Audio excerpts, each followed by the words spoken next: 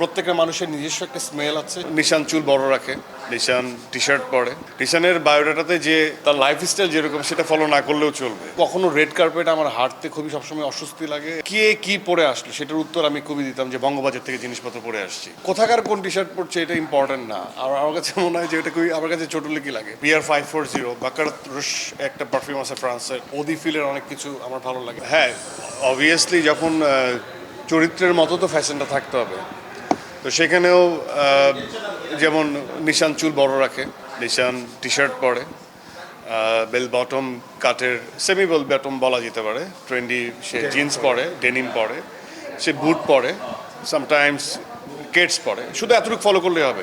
নিশানের বায়োডাটাতে যে তার লাইফস্টাইল যেরকম সেটা ফলো না করলেও চলবে। সো আমার কাছে মনে হয় চরিত্র ফলো করে মানুষ হ্যাঁ ট্রেন্ডি পোশাক পরে, ঠিক আছে, সেটা চরিত্রের উপযোগী হয়েই তো আসলে চরিত্র হয়ে ওঠা।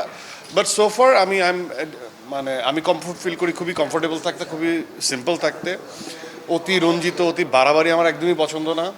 এই জন্যই কখনো রেড কার্পেট আমার হাঁটতে খুবই সবসময় অস্বস্তি লাগে। এবং সেখানে একসময় একটা প্রথা ছিল যে কে কি পরে আসলো সেটার উত্তর আমি খুবই দিতাম যে বঙ্গবাজার থেকে জিনিসপত্র পরে আসছি। সো আমার চোখে স্টাইল হচ্ছে বা ফ্যাশন হচ্ছে আমার যেটা ভালো লাগছে, যেটা আমাকে কমফোর্ট দেয়, সেটাই আমার স্টাইল। তো সব কিছুর উপরে আমি যে পড়ছি, আমি যে ক্যারি করছি, এটাই থাকবে সামনে। সো আমি কোথাকার কোন টি শার্ট পরছি এটা ইম্পর্টেন্ট না। আর আমার কাছে মনে হয় যে এটা খুবই আমার কাছে ছোটলেকি লাগে যে ব্র্যান্ড এক্সপোজ করা। বাট হ্যাঁ, অবভিয়াসলি আমার ব্র্যান্ড পছন্দ, ব্র্যান্ড লয়ালিটি আমার আছে, পারফিউমের ক্ষেত্রে আছে, গ্যাজেটসের ক্ষেত্রে আছে, ওয়াচের ক্ষেত্রে আছে, গাড়ির ক্ষেত্রে আছে।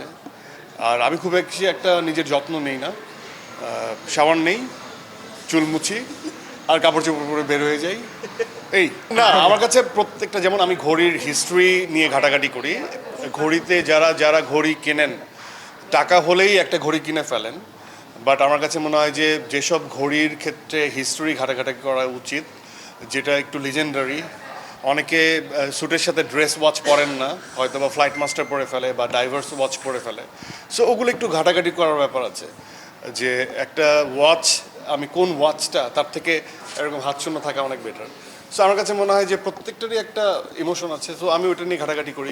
গ্যাজেটসের ক্ষেত্রে গাড়ির যেমন আমার পারফরমেন্স বেসড মডিফিকেশান খুব আমাকে ভাবায়। সো আমি ওটা নিয়ে ঘাটাঘাটি করি, কীভাবে ওটা বাইরের থেকে দেখা যায় না, ভেতর থেকে দেখা যায়।